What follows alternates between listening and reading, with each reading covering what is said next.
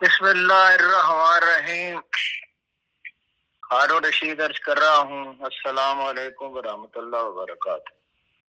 آج پھر تاخیر ہو گئی، آج پھر سفر درپیش تھا اور تاخیر بھی ہو گئی، اور کیمرہ بھی یہاں تو موجود نہیں ہے، تو بہرحال ناغہ کریں تو دوست برا بناتے ہیں۔ سب سے اہم واقعہ تو آج کا جو ہے تو یوم کشمیر ہے۔ اب یاد نہیں پڑتا یہ میر صاحب کا مصرع ہے یا غالب کا کہ آج میں نے اپنا دل خون کیا ہوا دیکھا، گم کیا ہوا پایا۔ سڑکوں پہ بورڈ لگے ہوئے ہیں کشمیر کی آزادی کے حق میں، اور بڑی بڑی شاندار عبارتیں ہیں ان میں دل کو چھو لینے والی، لیکن ہم یہ جانتے ہیں کہ کشمیر سے پاکستان دستبردار ہو چکا ہے انٹرنیشنل اسٹیبلشمنٹ کے دباؤ پر، اور بہت پہلے دستبردار ہو چکا۔ ایک کارنامہ باجوہ صاحب نے انجام دیا۔ جو بورڈ لگے ہوئے ہیں سڑکوں پہ ان پہ لکھا ہوا ہے کہ کشمیر پاکستان کی شہرک ہے، مگر شہرک کو جنرل باجوہ نے بیچ ڈالا، اور اس کے بعد خاموشی ہے۔ 5 تاریخ آتی ہے، فیبرری کی 5 تاریخ آتی ہے، تو جس طرح کسی مرحوم کو یاد کیا جاتا ہے، اس کے لیے دعا کی جاتی ہے، اس کی برسی منائی جاتی ہے، اور رسمی تقاضے پورے کیے جاتے ہیں۔ جو آسودہ حال لوگ ہیں وہ کبھی کبھی اخبار میں اشتہار دے دیتے ہیں برسی پر۔ تو کشمیر جو ہے وہ اگر پاکستان کی شہر ہے، اور یقیناً شہر ہے، یہ قائد اعظم نے کہا تھا دریا وہاں سے آتے ہیں اور اس کے بغیر پاکستان کی تکمیل نہیں ہو سکتی، تو پھر یہ تو برسی کے انداز میں کیوں اس کو منایا جاتا ہے؟ کل مشاہد حسین صاحب نے تجویز پیش کی جماعت اسلامی کے سیمینار میں کہ فرینڈز آف کشمیر کے نام پہ ایک تنظیم بنانی چاہیے۔ کشمیر میں اب صورتحال یہ ہو چکی کہ 100 پروازیں روزانہ سری نگر کے ہوائی اڈے پر اترتی ہیں۔ ظاہر ہے یہ کاروباری لوگ تو برائے نام ہوتے ہوں گے، زیادہ تر سیاح ہیں، اور بیشتر کا تعلق اگرچہ انڈیا سے ہے مگر دوسرے ملکوں سے بھی آتے ہیں، اس لیے کہ کشمیر، مقبوضہ کشمیر کا علاقہ اور آزاد کشمیر کا کچھ علاقہ بھی سوئٹزرلینڈ سے زیادہ خوبصورت ہے۔ تو سوائے اس پر یعنی رنج کے، یعنی یہ دن آپ کس طرح مناتے ہیں؟ کیا کیا جا سکتا ہے اظہار رنج کے سوا؟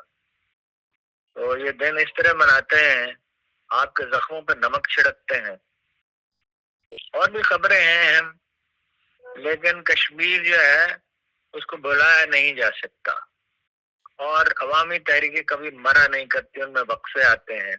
کشمیریوں نے 1 لاکھ جانوں کی قربانی دی ہے، اور گن پاؤڈر چھڑک کر ان کے مکانات جلائے گئے ہیں، ان کے بچے اغوا کیے گئے ہیں، ٹارچر سیلوں میں پڑے ہیں، اور ایک جلسہ تک کرنے کی اجازت نہیں ہے، ایک جلوس تک نکالنے کی اجازت نہیں ہے، اور انڈین پریس میں، انٹرنیشنل پریس میں اس کا تذکرہ نہیں ہوتا، اس لیے کہ انڈیا جو ہے وہ اپنا اسٹریٹجک پارٹنر ہے چین کے خلاف امریکہ کا، اور ہمیں انٹرنیشنل اسٹیبلشمنٹ کی خاطر عزیز ہے، ان کی پسندیدگی عزیز ہے، ان کے توسط سے ہم نے قرضے لینے، پھر ان قرضوں پہ جشن منانا ہے، یا امریکہ ہمیں قرضہ دیتا ہے، یعنی IMF کے ذریعے یا ورلڈ بینک کے ذریعے یا ایشین ڈیولپمنٹ بینک کے ذریعے، یا ان عرب حکمرانوں کے ذریعے جن پہ اثر ہے ان کا۔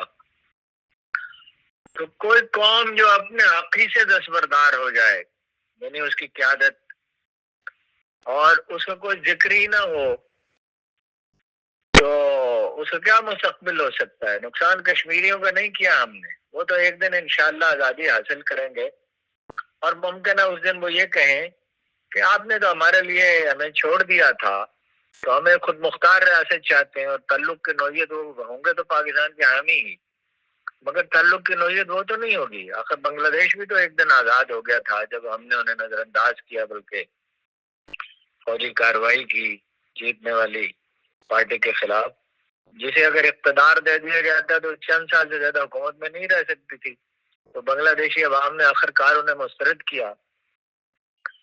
باہر سے تو انہیں کوئی مدد نہیں ملی، لیکن وہ خود اٹھے اور انہوں نے اسے مسترد کر دیا. تو جنرل باجوہ کو تاریخ یاد رکھے گی. حکومت عمران خان کی تھی لیکن انہیں دھوکہ دیا گیا اور بالا بالا اس کا سودا کر لیا گیا. پھر اسی پہ باجوہ صاحب نے تباہ نہیں کیا. امریکیوں سے عمران خان کی شکایت کی گئی آپ کے خلاف اس نے کیا امریکہ کے خلاف کیا تھا؟ کچھ بھی نہیں کیا تھا. اس نے روس کا دورہ کیا تھا اور اسٹیبلشمنٹ کی 7 میٹنگز کے اس کی رضامندی کے بعد کیا تھا. اور روس سے جو مذاکرات عمران خان نے کیے تھے اس میں سستا تیل خریدنا تھا جو پاکستان کی ضرورت ہے. $5-6 بلین کی بچت ہو سکتی تھی. 18-20 بلین ڈالر کا غالباً ہم خریدتے ہیں، اگرچہ اس کے استعمال میں اب کمی آ رہی ہے، بجلی کے استعمال میں بھی کمی آ رہی ہے. جب معاشی سرگرمیاں مدم ہوگی تو یہی ہوگا. لیکن باجوہ صاحب کو اس عظیم بے وفائی کے لیے اگر زیادہ سخت لفظ استعمال نہ کیا جائے تو یاد رکھا جائے گا، اور ایک وقت آئے گا کہ اس ملک میں وہ رہ نہیں سکیں گے. اب اس پالیسی کو بدلنے کی ضرورت ہے، لیکن حالات ایسے ہیں معاشی طور پر اتنے ہم یعنی مجبور ہیں کہ امریکہ پہ انحصار کرنا ہے. اور امریکہ کا حکم، امریکہ بہادر کا حکم یہ ہے انکل سام کا کہ کشمیر کی بات نہ کریں. اور ہمارے دوست ممالک جو ہیں وہ وہاں انویسٹمنٹ کر رہے ہیں، امارات والے وہاں.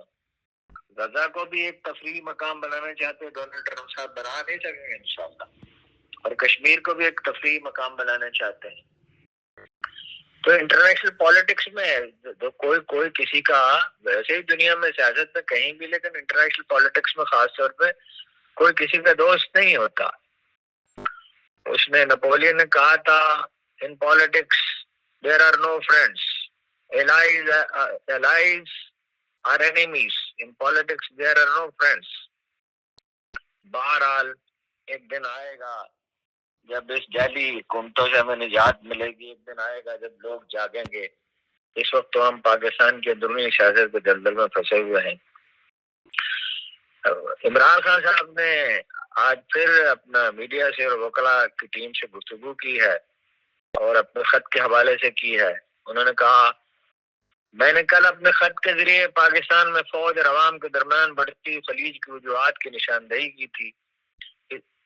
اس وقت کی اہم ترین ضرورت ہے کہ آرمی چیف کے نام لکھے گئے میرے خط کے نکات کو ذہن میں رکھ کر اداروں کی پالیسیوں پر نظر ثانی کی جائے، ورنہ یہ روز بروز بڑھتی ہوئی خلیج پاکستان کے مفادات کے خلاف ہے.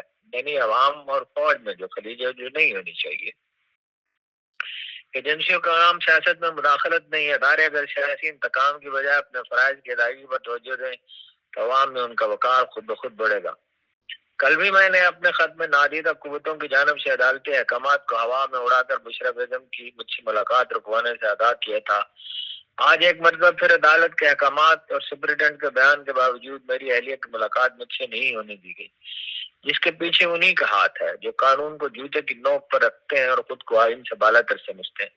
بشرا بیگم ایک گھریلو خاتون ہے، ان کو صرف اور صرف مجھ پر دباؤ ڈالنے کے لیے نشانہ بنایا جا رہا ہے. ان کو پہلے بھی 10 مہینے بے گناہ جیل میں رکھا گیا، اب بھی وہ قید تنہائی میں ہیں. ان کی مجھ سے ملاقات کی اجازت نہ دینا بنیادی حقوق کی خلاف ورزی ہے. سیاسی انتقام کی غرض سے خواتین کی حرمت پامال کرنا اس ملک کی تاریخ میں ایک نئی ریت ہے جس کا سہرا صحیح رجیم اور اس کے اعلیٰ کاروں کا سر ہے. خواتین کا تقدس پامال کرنا ہماری معاشرتی اور اخلاقی اقدار کا منافی ہے. ہماری خواتین کے گھر توڑے گئے، چادر اور چار دیواری کا تقدس پامال کیا گیا، ان کو گریبانوں سے پکڑ کر گھسیٹا گیا. ایک ایسے معاشرے میں جہاں خواتین پہلے ہی سیاست میں حصہ لینے سے گھبراتی ہیں. یہ سب کچھ ان کے حوصلے پست کرنے کی بات ہے، بے شرمی کی بات ہے. یہ بھی کہا. بڑی خبر یہ ہے کہ اپنا گرینڈ اپوزیشن نے جس کا اجلاس بلایا گیا تھا اور جس میں بڑی تاخیر کی گئی، اب پالیسی میں تبدیلی ہے، خان صاحب کی پی ٹی آئی کی پالیسی میں تبدیلی ہے کہ اپوزیشن کے پلیٹ فارم کو اہمیت دینے کی بجائے صرف پارٹی سرگرمیوں پر توجہ دی گئی. جب کوئی پارٹی تنہا ہو جاتی ہے، خواہ وہ کتنی ہی مقبول ہو، تو وہ اتنی مؤثر ثابت نہیں ہو سکتی. یہ دیر سے کیا، لیکن چلیے دیر آئے درست آئے. اب انہوں نے مطالبہ کیا ہے گرینڈ اپوزیشن نے کہ حکومت مستعفی اور نئے انتخابات کرائے. JUI کے وفد کے ہمراہ اسلام آباد میں اثر کیسٹ کی دعوت پر یہ عشائیہ ہوا اور اس عشائیے میں سیاست پہ مشاورت ہوئی۔ اس موقع پر گفتگو کرتے ہوئے مولانا فضل الرحمان نے کہا 18 فروری کا الیکشن دھاندلی شدہ تھا، یہ عوامی نہیں، اسٹیبلشمنٹ نے مرضی کی حکومت بنائی۔ انہوں نے کہا حکومت کے لوگوں کو فوری طور پر مستعفی ہو کر اثر و انتخابات کا اعلان کر دینا چاہیے، جبکہ الیکشن کمیشن شفاف الیکشن کرانے میں ناکام رہا۔ الیکشن کمیشن کی مدت مکمل ہو چکی، ہمیں ایک بار پھر نئے انتخابات کا مطالبہ دہراتے ہیں۔ الہ آبادی ملاقات کے متعلق PTI کی جانب سے اعلامیہ جاری کیا گیا۔ اعلامیہ کے مطابق عشائیہ میں ملک کی سیاسی و معاشی سیکورٹی صورتحال پر گفتگو ہوئی۔ موجودہ حکومت ایک غیر نمائندہ حکومت ہے، اس حکومت کو مسلط کیا گیا ہے۔ اعلامیہ میں یہ بھی کہا گیا کہ شرکاء نے اس بات پر بھی اتفاق کیا ہے کہ نئے انتخابات ہی ملک کو درپیش مسائل عدم استحکام سے نجات دلانے کا واحد راستہ ہے۔ ملک میں ریاستی جبر کا فوری خاتمہ کیا جائے، سیاسی قیدیوں کو فوراً رہا کیا جائے اور پیکا جیسے کالے قوانین کو جو پریس کو ظاہر ہے پابند زنجیر کرنے کے لیے بنایا گیا ہے کو فوری طور پر ختم کیا جائے۔ مولانا فضل الرحمان نے اعلامیہ جاری ہونے کے بعد سوالات کے جواب دینے سے انکار کر دیا، یعنی وہ اس پہ ایمفیسس دینا چاہتے تھے کہ دوسری چیزوں کی طرف بات نہ چلی جائے۔ 8 فروری کے جلسے کے لیے موبلائزیشن جاری ہے، اجازت ملنے کا کوئی امکان نظر نہیں آتا۔ محترمہ عالیہ حمزہ نے کہا ہے کہ آپ فرق ملاحظہ فرمائیں کہ پختونخوا میں کسی کو جلسہ کرنا، انہوں نے اپنے جلسے کی مثال دی، حالانکہ انہیں اپوزیشن کے جلسوں کی مثال دینی چاہیے۔ یعنی مولانا فضل الرحمان جلسہ کرنا چاہے، نون لیگ جلسہ کرنا چاہے، پیپلز پارٹی جلسہ کرنا چاہے، ANP جلسہ کرنا چاہے، کوئی رکاوٹ نہیں ہے اس میں۔ جو چاہے وہاں جلسہ کر سکتا ہے، جلوس نکال سکتا ہے، احتجاج کے جو بھی طریقے ہیں وہ اختیار کر سکتا ہے۔ تو یہ یہاں پہ انہوں نے بھی یہی کہا کہ کارکنوں کو گرفتار کیا جا رہا ہے۔ لاہور میں کیا، کوئٹہ میں کارکنوں کو گرفتار کیا گیا۔ اسٹریٹجی تو یہ ہے کہ جنوبی اضلاع جو 10-12 اضلاع ہیں، مطلب میاں والی وغیرہ ہے، ڈیرہ اسماعیل خان ہے، دوسرے جو اضلاع ہیں بکر وغیرہ ہیں، تو وہاں سے لوگ جائیں گے جلسے میں، اور جلسہ تو بہت بڑا ہوگا، اور اپوزیشن لیڈر بھی اس سے دوسرے اپوزیشن لیڈر پہ خطاب کریں گے۔ چکرائی صاحب خاص طور پر اس کے لیے جا رہے ہیں، لیکن جلسے کی اجازت لاہور مینار پاکستان پہ تو ملتی نظر نہیں آتی، تو ظاہر ہے اس میں ہوگا احتجاج جو ہے وہ شہر کے مختلف حصوں میں ہوگا، تمام اضلاع میں ہوگا۔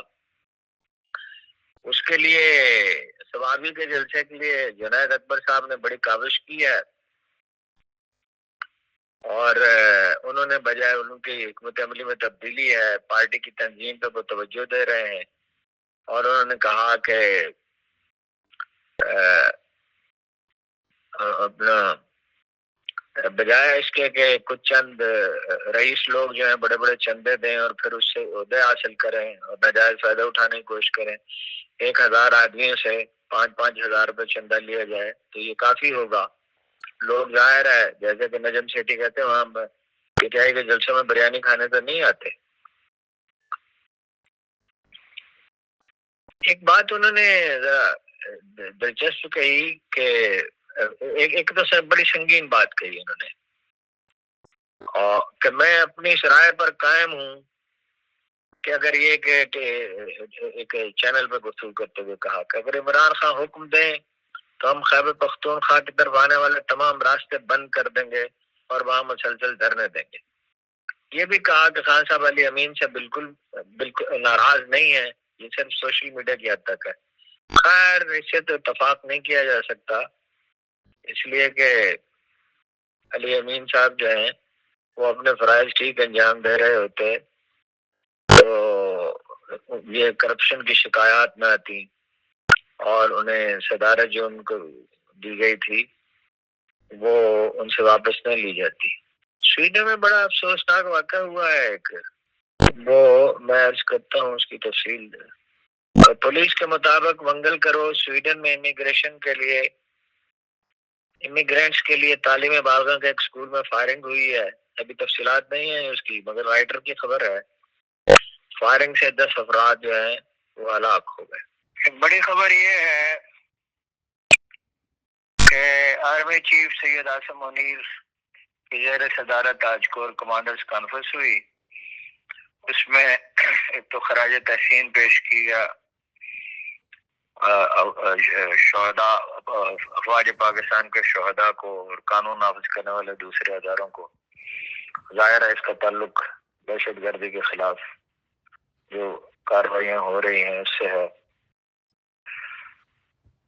آئی ایس پی آر کے پریس ریلیز کے مطابق ملک کو درپیش خطرات کا مفصل جائزہ لیتے ہوئے علاقائی اور داخلی سلامتی کے منظرنامے پر روشنی ڈالی۔ شرکاء نے لائن آف کنٹرول یعنی بھارت اور پاکستان کے درمیان جو سرحد ہے اور ورکنگ باؤنڈری کے ساتھ موجودہ صورتحال پر تبادلہ خیال کیا۔ فورم نے یوم یکجہتی کشمیر یعنی آج 5 فروری کے موقع پر کشمیر کے پرعزم لوگوں کے ساتھ اظہار یکجہتی کیا۔ بھارت سے غیر قانونی طور پر مقبوضہ کشمیر میں انسانی حقوق کی مسلسل خلاف ورزیوں کی شدید مذمت کی۔ اقوام متحدہ کی سلامتی کونسل سے متعلق قراردادوں کے مطابق کشمیریوں کے حق خود ارادیت کے لیے ان کی جدوجہد میں پاکستان کی غیر متزلزل حمایت کا اعادہ کیا۔ سلامتی کونسل سے متعلقہ قراردادوں کی مسلسل خلاف ورزی سے نمٹنے کے لیے بین الاقوامی تعاون کی اہمیت پر زور دیا۔ بھارتی فوجی قیادت کے حالیہ عاقبت نااندیش اور اشتعال انگیز بیانات کا بھی نوٹس لیا۔ یہ بیانات آئے تھے کہ یہ اس پہ گلگت بلتستان پہ اور آزاد کشمیر میں قبضہ کر سکتے ہیں۔ 1000 سال کے بعد برہمن کو اقتدار ملا ہے، ظاہر دماغ میں خناس تو آئے گا۔ تو آرمی چیف نے کہا پاکستان آرمی ملک کی خود مختاری اور سالمیت کے دفاع کے لیے پوری تیار ہے۔ بھارتی فوج کے کھوکھلے بیانات ان کی بڑھتی ہوئی مایوسی کی نشاندہی کرتے ہیں۔ کسی بھی مہم جوئی کا پاکستان مکمل طاقت کے ساتھ جواب دے گا۔ فورم نے فتنہ الخوارج یعنی یہ دہشت گردی جو ہو رہی ہے کہ اس کے خلاف کی جانب سے پاکستان کے خلاف دہشت گردی کی کارروائیوں کے لیے افغان سرزمین کے مسلسل استعمال پر گہری تشویش کا اظہار کیا۔ اس بات پر زور دیا گیا کہ عبوری افغان حکومت اس فتنے کی موجودگی سے انکار کے لیے اس کے خلاف ٹھوس کارروائی کرے۔ بلوچستان میں مرکوز سماجی اور اقتصادی ترقی کے اقدامات کو تیز کرنے کی ضرورت پر زور دیا۔ اس بات کا اعادہ کیا گیا کہ کسی کو بھی بلوچستان میں امن خراب کرنے کی اجازت نہیں دی جائے گی۔ غیر ملکی پشت پناہی کرنے والی پراکسیز کی بلوچستان کے نوجوانوں کو گمراہ کرنے کی انتہا پسندی پر مائل کرنے کے مذموم عزائم کو بلوچستان کے عوام کی غیر متزلزل حمایت سے ناکام بنایا جائے گا۔ تو کانفرنس کے اختتام پر آرمی چیف نے اس بات کا اعادہ کیا کہ عسکری قیادت قوم کو درپیش کثیر الجہتی چیلنجز سے مکمل طور پر آگاہ ہے۔ اس میں 2 چیزیں بہت اہم ہیں۔ ایک بات تو یہ ہے کہ اس میں وہ سرکاری اخبار میں سے کہہ رہے ہیں کہ کوئی عمران خان کے خط کا جواب نہیں دیا جائے گا، اس کا کوئی اثر نہیں ہوگا۔ یہ بالکل ایک جھوٹی بات ہے۔ اس کا اثر تو اسی بیان میں ظاہر ہے۔ اس میں کوئی اشارہ نہیں کیا گیا پی ٹی آئی کی طرف، اور اس میں البتہ جو علیحدگی پسند ہے وہاں یا ان کے پشت پناہی کرنے والے ہیں ان کی ضرور ان کو انتباہ کیا گیا ہے۔ افغانستان کا نقطہ اہم ہے کہ اس میں یہ افغان اس کو عبوری حکومت کہا گیا ہے، یعنی مسلمہ حکومت نہیں ہے، اور ان سے یہ کہا گیا ہے کہ دہشت گردی کے لیے یعنی اشارہ ہے واضح کہ اپنی سرزمین استعمال نہ ہونے دیں۔ ایک اور بڑی خبر یہ ہے کہ بحریہ ٹاؤن کے مالک ملک ریاض اور دوسرے لوگوں کے خلاف 708 ارب روپے کا ریفرنس دائر کر دیا گیا ہے۔ آئینی بینچ کا سابق وزیر اعلیٰ قائم علی شاہ اور صوبائی وزرائے وزیر اطلاعات شرجیل انعام میمن کو بڑا ریلیف دے دیا گیا ہے۔ عدالت نے دونوں کو گرفتار کرنے سے روک دیا ہے۔ سمن معطل کرتے ہوئے ریفرنس انعام خارج کرنے کی درخواست پر نیب کو نوٹس جاری۔ یہ لوگ اس میں ذمہ دار تو ہیں، اب فیصلہ تو عدالت کرے گی، اور سب سے بڑے ذمہ دار جو ہیں وہ خود زرداری صاحب ہیں جو صدر ہیں، اور ان کا واضح ہو ہی نہیں سکتا۔ لیکن افغانستان کو جو انتباہ ہے اور بھارت کو بھی اس کی اہمیت ہے۔ ادھر عدالتی محاذ پر عدالتوں کو منہدم کرنے کی، جو عدالتی نظام کو منہدم کرنے کی کوششیں جاری ہیں. لاہور ہائی کورٹ سے آنے والے جسٹس سرفراز ڈوگر صاحب کو سینئر انتظامی جج بنانے کا معاملہ ہے. 5 ججز کے معاملے پر پانچ ججز نے اسلام آباد ہائی کورٹ کی ججز کی سینیرٹی کا معاملہ ایک بار پھر اٹھاتے ہوئے سینیرٹی لسٹ کے خلاف اپنا درخواست بھیجی ہے. ریپریزنٹیشن جسے کہتے ہیں عدالت اسلام میں، chief justice Islamabad high court کو اور چیف جسٹس پاکستان یحییٰ آفریدی صاحب کو. چیف جسٹس عامر فاروق کی منظوری سے گزشتہ روز ججز کی سینیرٹی لسٹ جاری کی گئی تھی. جج جس ہائی کورٹ میں تعینات ہوتا ہے اسی ہائی کورٹ کے لیے حلف لیتا ہے. آئین کی منشا کے مطابق دوسری ہائی کورٹ میں ٹرانسفر ہونے پر جج کو نیا حلف لینا پڑتا ہے. دوسری ہائی کورٹ میں، یعنی وہ لاہور سے گئے ہیں، کوئٹہ سے گئے ہیں، پشاور سے گئے، جو دوسری ہائی کورٹ سے ٹرانسفر ہونے والے جج ہیں ان کی سینیرٹی نئے حلف کے مطابق طے ہوتی ہے. روایت یہی ہے، قانون یہی ہے. ججز کی جانب سے جو پریزنٹیشن کی گئی ہے یہ اسی سے متعلق ہے، اس کا تعلق ججوں کے تبادلے سے نہیں ہے. سرکاری اخبار میں کہہ رہے ہیں اب نام لینے کی ان کا ضرورت نہیں، لوگوں کی کیا اہمیت ہے، کہ کوئی بات نہیں ہوگی، کسی کی کوئی بات نہیں سنی جائے گی. سنی کیسے نہیں جائے گی؟ بات سنی جائے گی. اکثریتی پارٹی جو ہے اس کی اہمیت ہے. چیف جسٹس یحییٰ آفریدی صاحب سے chief justice Islamabad high court Aamer Farooq, chief justice Lahore high court Aalia Neelum اور وزیر قانون اعظم نذیر تارڑ نے طویل ملاقات کی. اب اس ملاقات کے بارے میں کیا سے کیا جا سکتا ہے، ظاہر ہے اس پہ رائے تو نہیں دی جا سکتی جب یہ معلوم ہی نہیں ہے کہ اس میں کیا گفتگو کی. ٹیکسٹائل انڈسٹری بند ہے، اس سے بعد میں بات کروں گا. بڑا حصہ بند ہے اس پر کیا مسائل آ رہے ہیں. ایک خبر یہ ہے کہ لاہور کے عابد رفیق مسیح کا تحریک انصاف کی تنظیم سے کوئی تعلق نہیں تھا، لیکن جیو فینسنگ یعنی کیمروں سے جو تصویریں بناتے ہیں ملک بھر میں لگے ہوئے ہیں، 8 میں سے مقدمے میں نامزد کر کے 11 ماہ جیل میں قید رکھا گیا. شدید ذہنی اذیت اور مالی تنگی سے گزرنے والے عابد مسیح کا پیر کے روز انتقال ہو گیا. عابد رفیق مسیح چوتھے شہری ہیں جو 9 مئی کے مقدمے میں بے گناہ قید کے بعد گھر آئے. چند ہفتوں کے بعد ان کی موت کی خبر آ گئی. حیرانی کی بات یہ ہے کہ وکلا تنظیموں اور انسانی حقوق کی تنظیموں میں اس طرح کی بات پر خاموشی اختیار کر رکھی ہے اور ان پر ظاہر ہے آزادانہ انکوائری کی ضرورت ہے. ظاہر ہے کہ وہ ذہنی اور جسمانی تشدد کا نشانہ بنے ہیں، تو اس پہ اس کی اہمیت ہے. ایک خبر یہ اپنی جگہ اہم ہے کہ پاکستانی کمیشن برائے انسانی حقوق جو اقوام متحدہ سے افیلیٹڈ ہے، اس نے 26 نومبر کو تحریک انصاف کے احتجاج سے متعلق اپنی ایک رپورٹ جاری کی ہے. فیکٹ فائنڈنگ رپورٹ اسے کہا جاتا ہے، حقائق یعنی جس میں واضح کرنے کی کوشش کی جائے. اور اس میں وفاقی حکومت کے اس دعوے کو مسترد کر دیا گیا ہے کہ احتجاج کے دوران کوئی جانی نقصان نہیں ہوا. رپورٹ کے مطابق احتجاج کے دوران مظاہرین اور سیکورٹی اہلکار دونوں کی اموات ہوئی.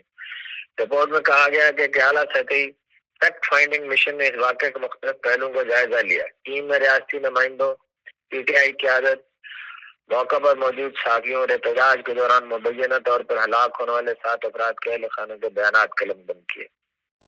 یہ جو ادارہ ہے اس کی اہمیت یہ ہے کہ اس میں عمران خان کے سب مخالفین ہیں، پی ٹی آئی کے مخالفین ہیں. اس کے باوجود اس نے حکومتی موقف کو مسترد کیا، اگرچہ وہ پی ٹی آئی کے موقف پر بھی نکتہ چینی کی. کمیشن نے کہا کہ ان الزامات پر تشویش ہے کہ اسپتال انتظامیہ اور پولیس نے متاثرین کی لاشوں کو اس وقت تک اپنی تحویل میں رکھا جب تک اہل خانہ نے کسی قسم کی قانونی کارروائی نہ کرنے کی یقین دہانی کرائی. اسپتال انتظامیہ نے یعنی پیمز نے، Pakistan institute of medical sciences کی انتظامیہ نے کمیشن کے نمائندوں سے بات کرنے سے انکار کر دیا. صحافیوں اور متاثرہ خاندانوں کے مطابق ہسپتال معلومات چھپا رہے ہیں. رپورٹ میں کہا گیا ہے کہ آئین کے تحت پرامن اجتماع کا حق دیا گیا ہے، لیکن یہ حق قانون کے دائرے میں رہ کر استعمال کیا جانا چاہیے. رپورٹ کے مطابق کچھ مظاہرین کے پاس گولیلے، آنسو گیس کے گولے اور آچھی اسلحہ موجود تھا، جبکہ انتظامیہ نے احتجاج سے نمٹنے کے لیے غیر ضروری طاقت کا استعمال کیا۔ مشن نے مظاہرین پر آچھی اسلحے کے استعمال سے متعلق معلومات کے لیے وزیر داخلہ سے رابطہ کرنے کی کوشش کی، لیکن وہ ٹیم سے ملاقات کے لیے دستیاب نہیں تھے۔ یہ ذہن میں رہے کہ یہ وہ کمیشن ہے جس کے بارے میں سبھی کہتے ہیں، سبھی کو یقین ہے کہ یہ پی ٹی آئی کے مخالفین ہیں، لیکن انہوں نے بہرحال حکومتی موقف کو تو مسترد کر دیا۔ آپ کا بہت بہت شکریہ۔